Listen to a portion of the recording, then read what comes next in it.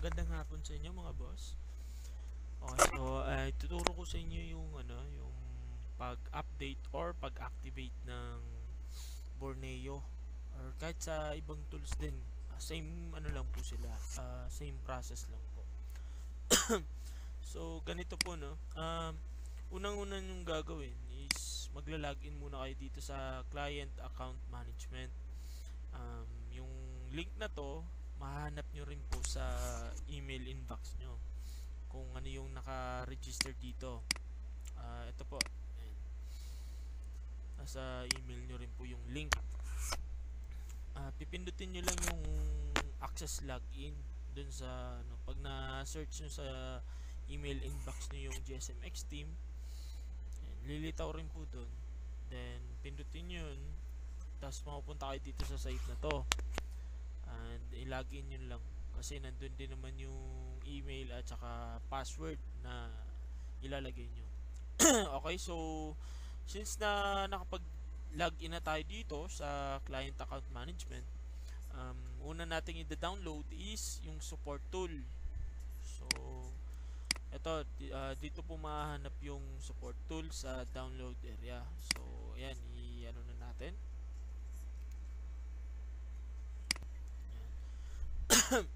So nandito na tayo sa download area.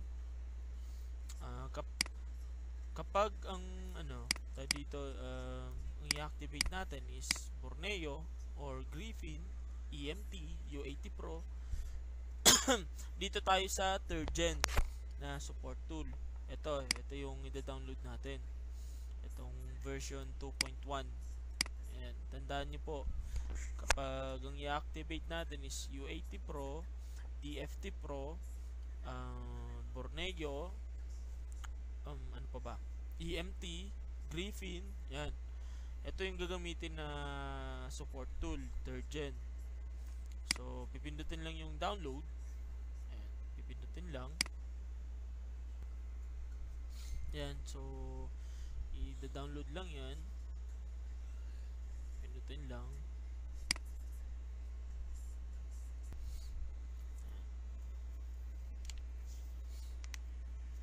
Antayin lang natin matapos. So, yan, babak tayo doon sa downloads area. Kasi nandun yung tayo dito. Nandun yung password niya. So, ayun yung copy natin. So, balik tayo doon. So, nandito na tayo. So, ito, nandito na tayo sa since na-download na si support tool. Okay, so wag na muna natin to i-exit. Then punta tayo sa ito. Balik tayo dito. Yan. Punta tayo sa products, third gen. Yan, pipindutin lang to. Pagka pindut. Yan. Itong lalabas. So, since si Borneo lang yung natin, i-activate, ito, i-check nyo lang to. Pero kung gusto nyo kung marami kayong tools na nabili sa akin, ito, select all. Yan. Makikita nyo nandito sa sa taas niya, generate multi-key. Pero since si Borneo lang yung i-activate natin, ito, siya lang yung i-check natin. Yan. Then, ito, generate. Okay, so pipindutin lang yan. May lilitaw na ganito. Kiklik nyo lang yung okay. Okay, so pindutin natin yung okay. So pag click ng okay, ganito ang lalabas. Ito yung authentication key generated. So ayan, naka-copy na siya. I mean ito yung button para makopy yung niya, yung authentication key. So ang gagawin natin, i-install natin si support tool. Okay, punta tayo ng downloads. Yan. Ito. Okay, so i-extract natin siya. Ayan. Okay, so extract lang. Ayan, wait lang. So, yan. Kailangan nyo ng password. So, babalik tayo dun sa downloads area. Ito. So, ito yung sinasabi ko sa inyo kanina. I-click natin to, yung button na to. Yan. Pag na-click yan, nakalagay naman. So, i-click mo yung okay. Yan, para sigurado na nakopya. Yan, ipipaste mo dyan. Automatic yan. Then, okay. Yan. Tapos, i-install natin siya. Yan. Yan. Next. Install. Yan, ganun lang. Ganun kasimple lang ang pag-activate at pag-install. Wala nang mahabang ano yan. So, ngayon, na-install na siya. Pupunta naman tayo sa local disk C or kung saan nyo siya inilagay o in-install. So, since yung sa akin, hindi, wait lang So, ayun. After installation, dito tayo. Pupunta tayo sa local disk C. Hanapin natin yung ito, Griffin GSM Extreme support tool. Ayan.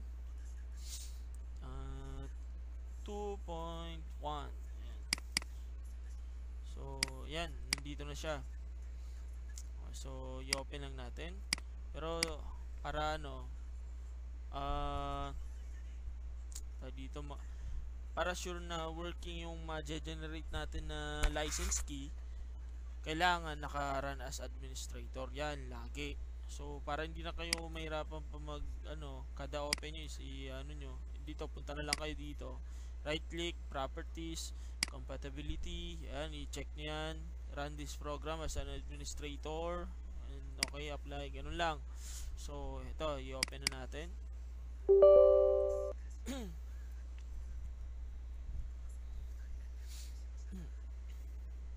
So, antayin lang pong lumabas o lumitaw yung support tool. Okay, so ito. Wait lang. So, ayun. Download natin yung Borneo. Click download. Tapos, download. Ayan. Start.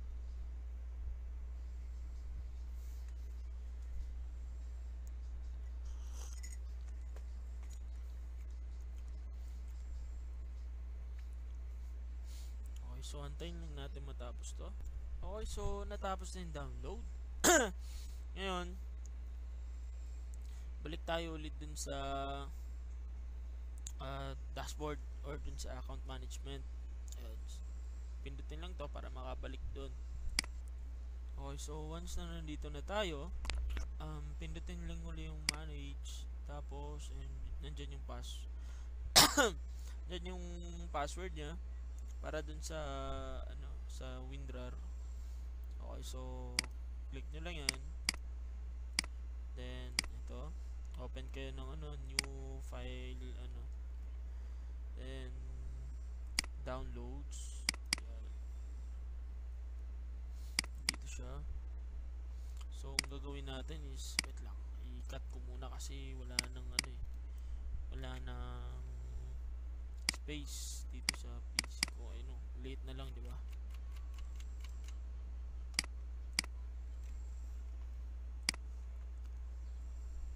Ayun, so since may na pala, naka-download na.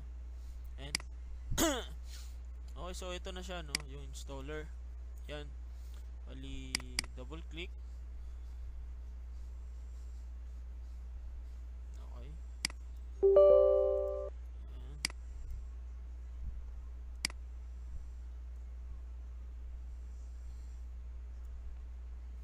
Okay. Next. Ayan. Next. Install. Hintayin lang matapos.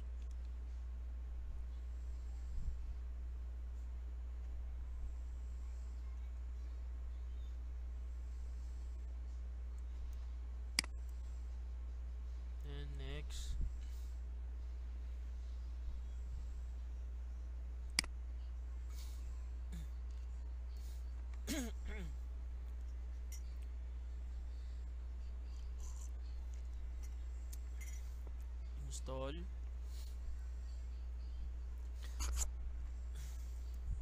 Ayan, okay.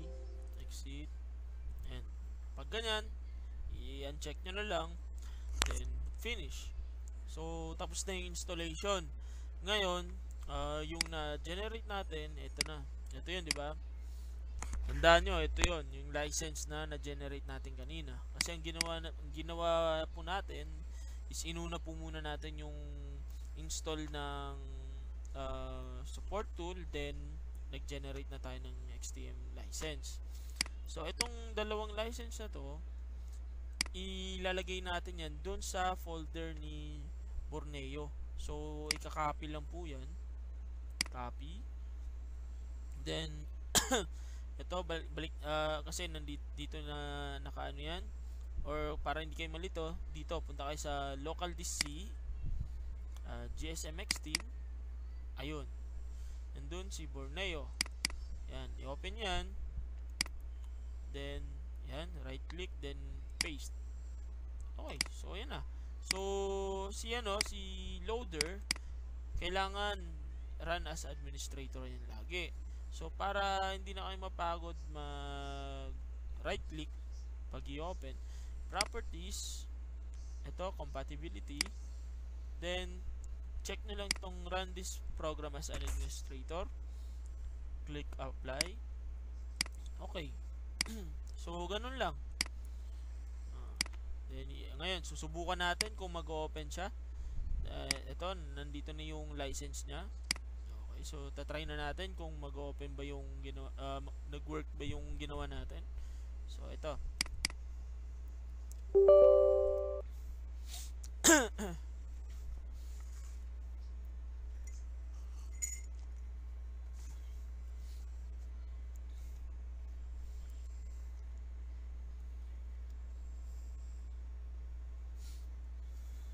Okay, so aantayin lang po natin yan mag-open. Maglalabas din po. Yan, so yan. So, ito na siya. Ayan, lumabas na yung loader niya. So, click login. Yan, ito, i-ano na natin to. Minimize. Ito, exit na natin yan. Yan, click start.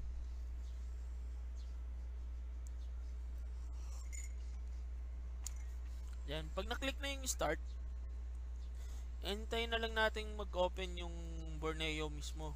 So, ito, once na ano na natin to, ayan, Borneo schematics started successfully. Pag ganyan na yung lumabas, antayin nyo na lang si Borneo, lilitaw rin po agad. Then, ito, hayaan nyo lang po yan na naka-open, hindi po yan pwede ma-close habang ginagamit si Borneo. Kasi once na i-close nito, hindi gagana si Borneo. So, hayaan nyo lang po naka-open yan. Then, ilagay nyo lang sa gilid or sa baba. Yan. Diyan nyo, para hindi siya makasagabal sa inyo. So, click okay, click login na tayo sa kay Borneo. Sorry, dun pala sa sa login form ni Borneo, doon sa username and password, kahit ano na po yung nilalagay doon. Tulad nung sa akin, ang nilagay ko lang doon is tayo dito, letter X lang, 2 X, password at saka user na yon. Kasi kahit ano naman nang ilagay mo doon, kahit barabarahin mo pa, gagana po siya. Basta naka-open yung loader. So, yan. Ito, nag-open na po siya. Successful po yung ginawa natin. Napakadali lang naman po ng pag-activate, install. Basta sundan nyo lang po yung itong ginawa ko, and pag nakabisado nyo yan, wala na pong problema doon. Kahit na hindi po ako available for remote, kahit kayo na po mismo ang gagawa, yan, wala pong problema. Magagawa nyo po kahit kayo lang po.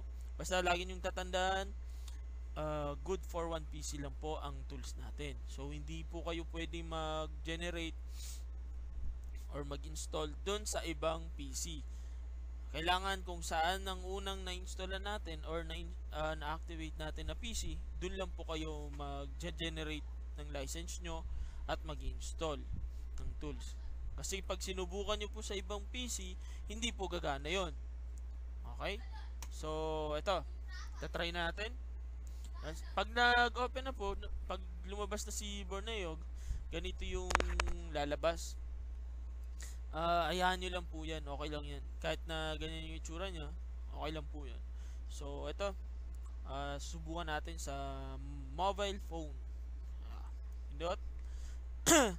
Pag pindot nyo, ayan, makikita nyo sa ilalim. Ayun na, nag-loading na siya. Nire-read niya na yung mga model, yung mga content, yung mga model nung phone na supported. Okay, so i-forward na lang natin para mas mabilis tayo.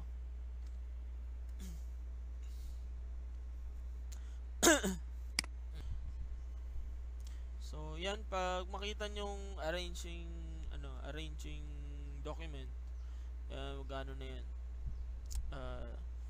Tapos na niyang i-read yung dito yung mga content o yung mga model nung phone. So, ayan, lalabas na siya. So, dito tayo sa mobile phone solutions, double click, then lilitaw yung mga brand na supported. Ayan. For example, ito si iPhone. Saan yun? iPhone. Ayan. Double click. Ito, iPhone 16 Pro Max. Ayan. Bitmap. Okay. Basta tandaan nyo, double click. Then, kapag ayan, lumabas na tong ano niya, kahit single click, okay na yan. Ito.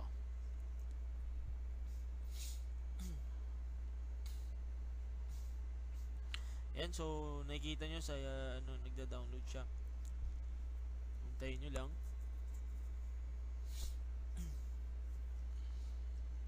Yan.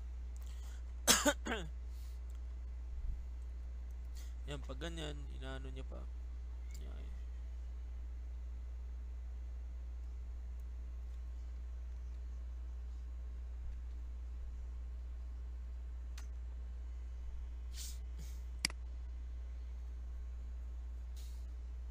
Ayan, so yan, nag-open na siya. So, yun, working. Lahat ng ginawa natin is working, walang paltos. Okay, so yan, try natin. Ayan. So, 'di ba? All goods. So, yun mga boss, sana nasundan nyo yung tutorial na ginawa ko. Itong video na to is para sa inyo. Ayan. Para next time, makabisado nyo na or alam nyo na yung gagawin nyo.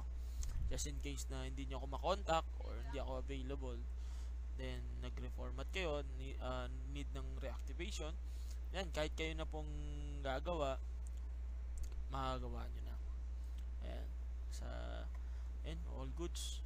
So, yun, hanggang dito na lang mga boss. Sana nakatulong sa inyo.